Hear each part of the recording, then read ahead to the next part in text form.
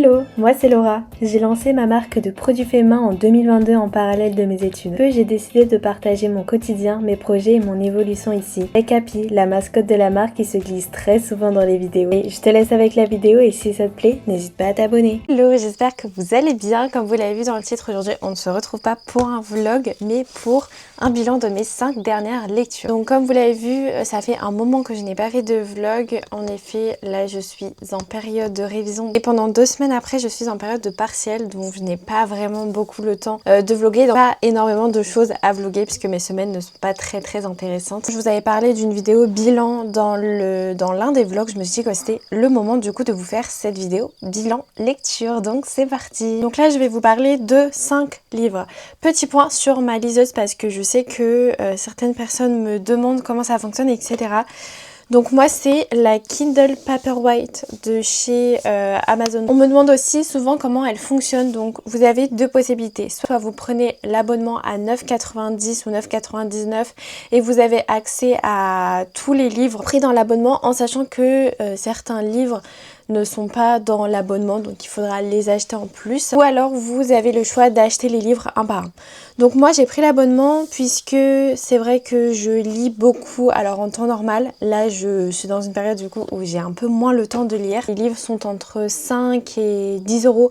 Donc ça veut dire que si vous lisez plus de 2 livres, enfin moi je raisonne comme ça, si je lis plus de 2 livres, c'est plus avantageux de prendre l'abonnement. Donc moi je recommande vraiment l'abonnement si vous lisez beaucoup et si vous voulez aussi découvrir des auteurs qui ne sont pas très connus et qui peuvent être compris dans l'abonnement. Ou si vous lisez un livre de temps en temps et que vous êtes plus dans les lectures, on va dire populaires, qui sont connues, etc. Bah, je vous conseille plutôt d'acheter les livres un par un. Voilà. De toute façon, je vous mets tous les liens dans la description, que ce soit le lien de ma liseuse ou de tous les livres en version numérique ou en version papier dans la description. Donc on va commencer, donc je vais aller du livre le plus récent que j'ai lu au livre le plus ancien. On va commencer par le livre de Alicia Sinica et c'est La Fleuriste. Donc je vais à chaque fois vous faire un petit résumé et après mon ressenti, après je vais donner une note finale sur le livre. Donc j'ai pris des petites notes pour pouvoir vous faire des résumés à chaque fois pour vous donner envie sans vous spoiler, tout pour les livres les plus anciens où je me souvenais pas forcément de ce qui se passait. Donc j'ai préféré prendre des petites notes sur mon ordinateur, donc voilà, si je regarde un petit peu par là, c'est normal. On va suivre Elena qui est une fleuriste qui est hyper talentueuse et elle va disparaître du jour au lendemain en laissant des traces de sang dans son local de fleuriste.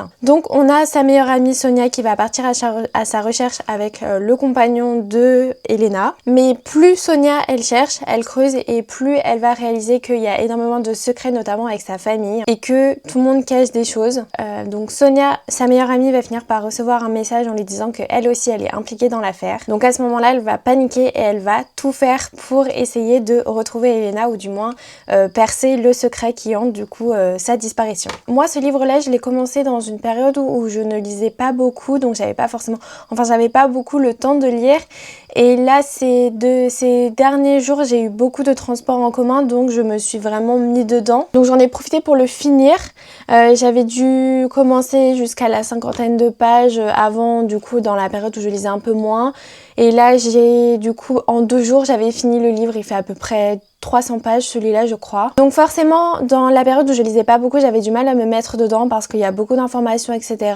Mais une fois que je me suis mis dedans, je l'ai vraiment fini hyper rapidement. Il faut souligner dans ce livre, et c'est vraiment ce que j'ai adoré, c'est qu'on a un réel suspense et que on s'attend pas forcément à la fin. Si vous lisez beaucoup comme moi, c'est vrai que des fois il y a des chutes qui sont prévisibles et on sait à quoi on peut éventuellement s'attendre. Et là, franchement, je ne m'attendais pas du tout à cette fin et c'est pour ça que j'ai tant aimé ce livre.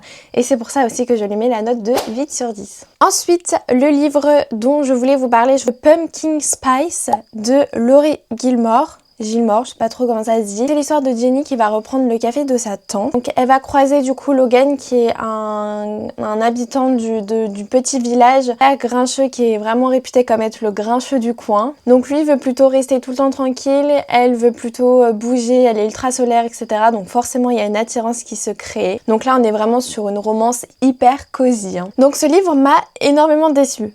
Si vous avez vu mes vlogs vous le savez déjà, mais ce livre m'a énormément déçue puisque je l'ai carrément arrêté au bout de la 40e, 50e page. Pourtant, les notes de ce livre sont plutôt très élevées. Je voulais vraiment, quand j'ai commencé ce livre, je me suis dit, je lis un livre sans prise de tête, et c'est ce que je voulais, mais là c'était trop sans prise de tête. Et quand je vous dis c'est vraiment l'un des seuls livres que je n'ai pas réussi à lire jusqu'à la fin, c'est que ça m'arrive presque jamais. Donc j'ai arrêté ce livre puisque je n'arrivais pas du tout à me mettre dedans, c'était trop long, c'était trop de détails, trop... En fait le livre j'avais l'impression de stagner, de ne pas avancer dans l'histoire et donc ça... Je finissais un chapitre, j'étais pas là en mode bon, trop hâte, j'ai envie de lire, j'ai envie de continuer à lire comme j'ai pu avoir cette hâte dans les livres dont je vous ai parlé juste avant. Donc voilà, un peu déçue, vraiment beaucoup déçue. En tout cas, si vous avez lu ce livre, n'hésitez pas à me dire votre ressenti dans les commentaires parce que je sais que c'est un livre qui est énormément adoré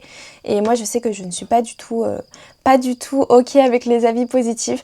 Donc c'est pour ça que je lui mets la note de 0 sur 10 parce que pour que j'arrête un livre vraiment c'est qu'il n'était pas du tout passionnant. Ensuite on va parler du livre L'épouse docile de Emma de Luca. Donc là on va suivre Robin qui semble avoir une vie parfaite avec son mari militaire jusqu'au jour où il disparaît. Et à partir de cette disparition tout devient incertain. Elle va recevoir des menaces et on a en parallèle une série de meurtres qui va secouer la région dans laquelle elle habite. Donc c'est à partir de là qu'elle va commencer à douter de l'homme qu'elle a toujours aimé et l'homme avec lequel elle a toujours vécu. Donc là on va être sur un thriller qui est assez centré sur les apparences et ça m'a un peu fait penser à La femme de ménage. Alors moi j'ai vu le film mais j'ai pas lu encore le livre. Un peu ce truc de on se trompe sur les apparences et ça m'a fait un petit peu penser à ce livre là. Donc il y avait un très bon suspense.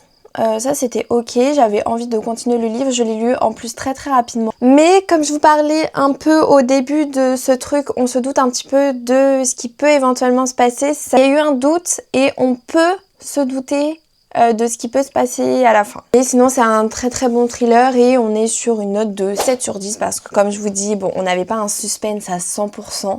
Mais j'ai tout de même adoré lire ce livre. Ensuite, je vais vous parler de l'avant-dernier livre, c'est Wait in Love, désolée pour mon accent anglais, de Florent D. Alors donc ce livre-là, c'est une romance et d'après ce que j'ai lu, c'est la première romance de cet auteur. Donc là, on va suivre Léo qui travaille dans l'édition, donc qui va travailler dans l'édition et qui va se mettre à suivre, qui va devoir accompagner un auteur hyper célèbre, mais elle n'aime pas du tout les livres de cet auteur. Donc elle va partir en tournée promotion avec lui. Et même si ils ne se supportent pas mutuellement au départ, ils commencent à se découvrir, etc. Donc c'est vraiment une romance pure et dure. Donc ce livre-là était quand même agréable à lire, mais j'ai eu un tout petit peu le même ressenti qu'avec le Pumpkin Spice. Alors peut-être moins fort parce que je l'ai continué et je l'ai fini. Mais il y avait un petit peu ce côté on stagne dans l'histoire où c'est très long au début et après tout se décante mais en une dizaine de pages. Donc ça donne pas envie forcément d'aller jusqu'au bout du livre quand c'est comme ça. On va dire que quand on lisait le livre et quand on avait fini un chapitre, on n'avait pas forcément envie d'aller voir le chapitre d'après.